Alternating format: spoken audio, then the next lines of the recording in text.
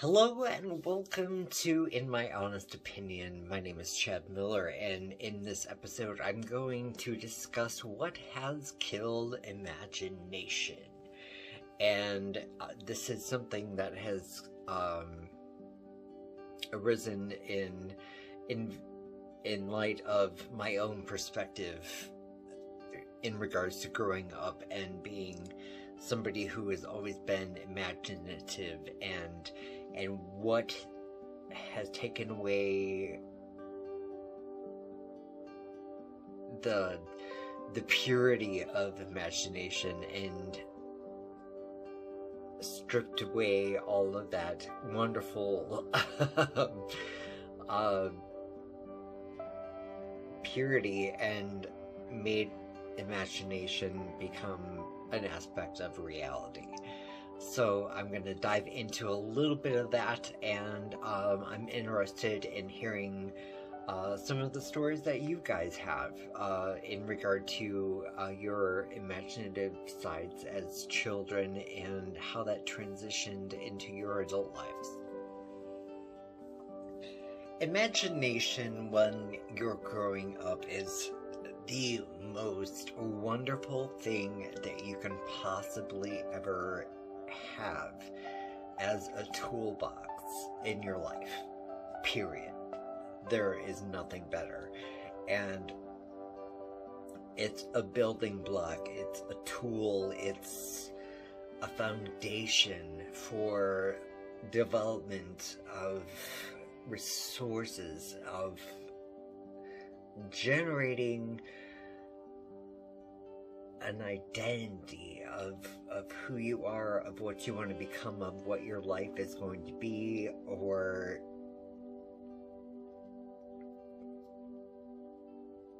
shaping possibilities of just endlessness. There are no limits with imagination, and at some points imagination gets slaughtered, unfortunately. That can be argued, I would say, but there's definitely a dulling aspect to that. And I'm going to talk a little bit about some of the fascinating aspects of imagination that I had growing up, and some of the aspects that slaughtered or even dulled my imagination while growing up, and how it's affected me today, and how I try to revive imagination, and how it parlays into reality in the things that I do as an adult. I've always been a kid who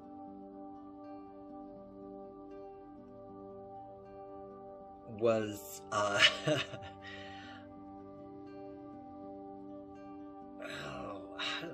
do I put it? I was outgoing in my imagination, but I was not outgoing as an individual, unless you let me express myself creatively. Then I would be extremely open and actually really, really demanding, and I could be quite awful at times. Yeah, that's interesting. Something I need to maybe think of when I talk to my therapist the next time I see her. But as far as imagination goes, there were so many things at my disposal, and one of the biggest champions of imagination in my life was my grandmother, and I was allowed to run rampant with my imagination with her, and not to say that anybody else hindered me, but if there was anybody who, like, raised the flag and said go with it, it was my grandmother. And run with it I did, and I had limitless possibilities. So when you're getting older and playtime gets to be a little bit more mature, and you're watching television and you're watching cartoons, and you're starting to see maybe perhaps some primetime television or some soap operas or things like that. Some influences come in there, and so you're developing some sort of other fascinating developments in play. And I remember one of the first things that started to kill my imagination was racism. And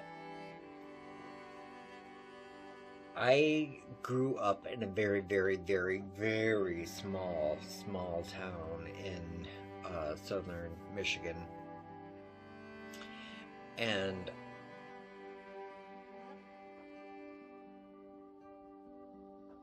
oh my gosh, this story just, like, breaks my heart.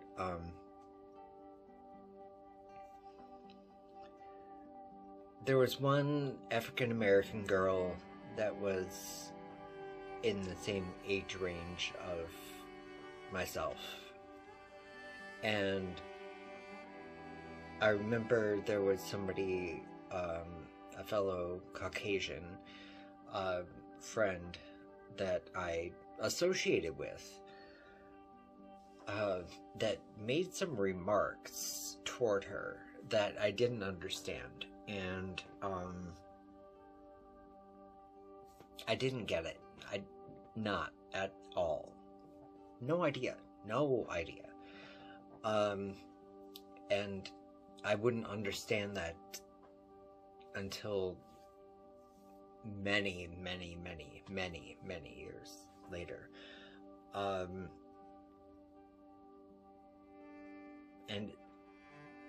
it saddens me that such things were prevalent at that age. But also, I remember being at my grandmother's house, and during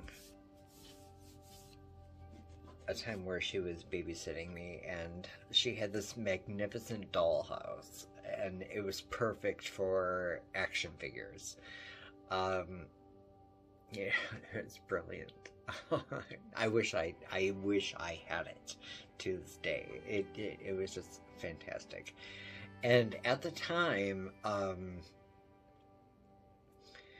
I had, oh my gosh, this is gonna date me. I'm trying to rush this because this episode is gonna be forever. The TV series Cops, not Cops like Bad Boys, what you gonna do? Is animated series COPS. There was the head character, Bulletproof Vests, I believe, BP Vests. He was an African American character, and I had him in a relationship with Katra from She-Ra. And I had her action figure, so they were in a relationship together, and it was no big deal. I kind of reformed her from being a villain. And so I was kind of doing my little play thing, and I don't know what it was that my grandmother was watching, but she had just suddenly spoken something about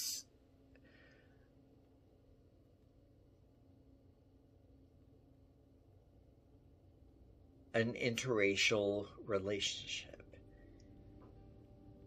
And I remember just sitting there going, wait a minute. I've got this going on right now. And it wasn't a comment on what I was doing. It was something that was going on the television. And I didn't feel that anything that I was doing was wrong. But it made me sit back and think. And it was just like, wait.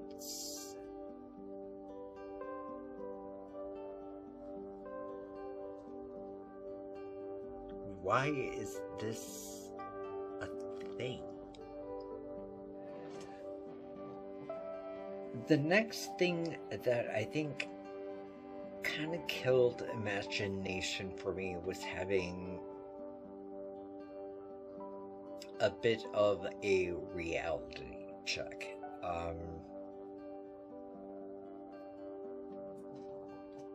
Sort of like consequences, and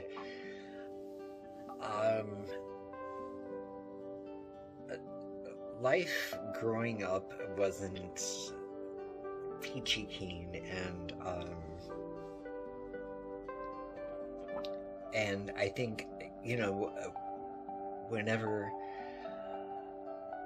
you go through life, you kind of reflect some of what your experiences are in play. And I remember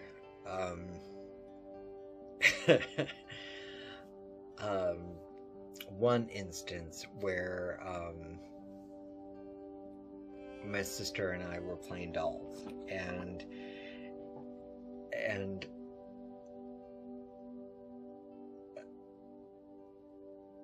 she had a really nice set of stuff. Like, there was this like china cabinet that she had, and a set of like dishes and cups and silverware that you could put in it, and it was great and fabulous, and you know, it was timely to set it up and that kind of stuff, and I remember I had the responsibility of playing with one of the male dolls, which happened to be Rio from Jim and the Holograms, but he wasn't Rio. But he happened to be a drunk. And an abusive drunk. And so I would take him and take one of the female dolls, and whether it was his significant other or his sister-in-law, or it's not, I don't know what it was, but it was just exciting. I shouldn't say exciting, but maybe that's just the kill of imagination. I have no idea, but I would place the female in Rio's arms and then thrust her into the china cabinet in dramatic effect, and she would go up against it, and it would knock down all the dishes, and oh my gosh, and it would piss my sister off so bad because she spent so much time setting that up. But it was just like this weird moment of actual reality that somehow or another we were emulating real life, because of experiences that we've encountered. Reality killing imagination. So when it comes to, I guess, just killing imagination, when you say kill, there's death. And when you think of imagination, you don't think of death. But then at some point, death comes into play. And I remember when I decided that death was going to be permanent in play. And, oh my gosh, this, it still kind of resonates with me to this day, so many years later. So I had a bundle of my action figures that, well, a small bundle, that there was a tree out in the front yard of where we lived at the time, and I decided that there was going to be an adventure up in the tree, and I climbed the tree with my bundle of action figures and carrying on whatever story I had in my head, and for whatever reason I decided that if there were consequences, they were going to be permanent. So if somebody were to fall from the tree, they were going to die. Not that I intended for that to happen. In fact, I didn't want that to happen, but if by chance it did, it would just be a part of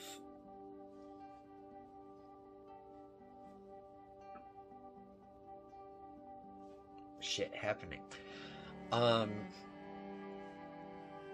And it turned out that, as I was setting things up, and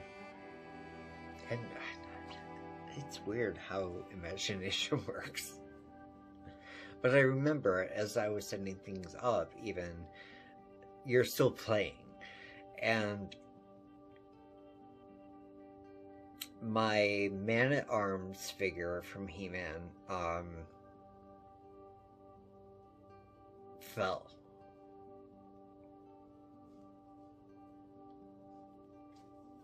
So he died.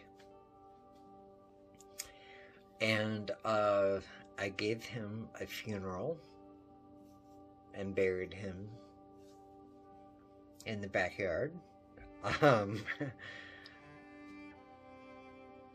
Yeah, very serious. And I recall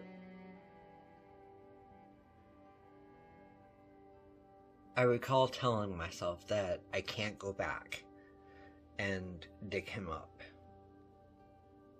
because it has to resonate.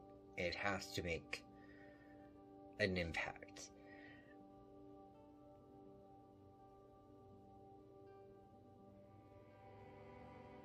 And then, like, there was, like, much more time that passed even after that I was just like, oh man, I'm curious. Like, I went to go find him, and I think I forgot where I buried him. But I couldn't find him. But, yeah. Oh, man. So, after that, imagination and reality really started intertwining. And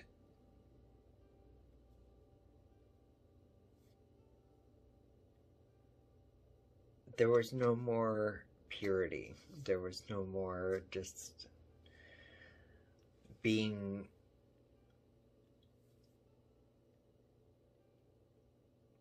free to do whatever it was that you wanted to do in any given way that you felt that you could do.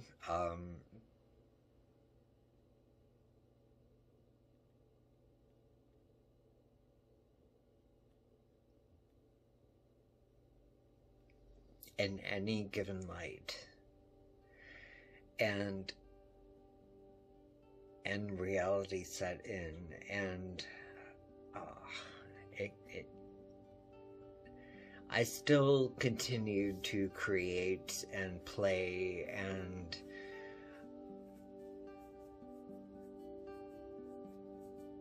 my development changed and evolved, and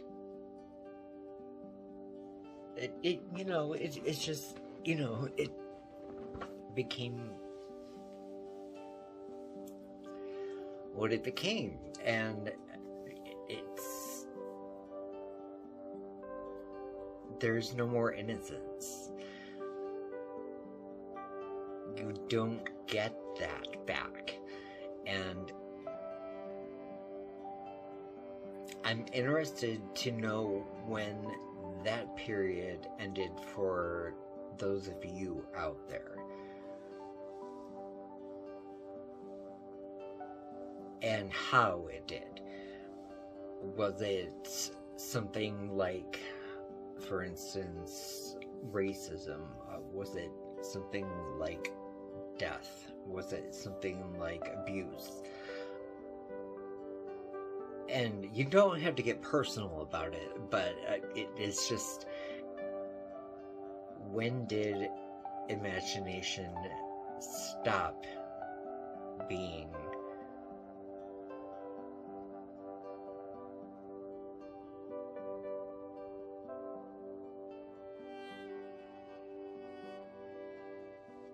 imagination? Just talk about it in the comments below. Thank you so much for watching. I appreciate it. Thank you. Love you all. Love and light. You know it.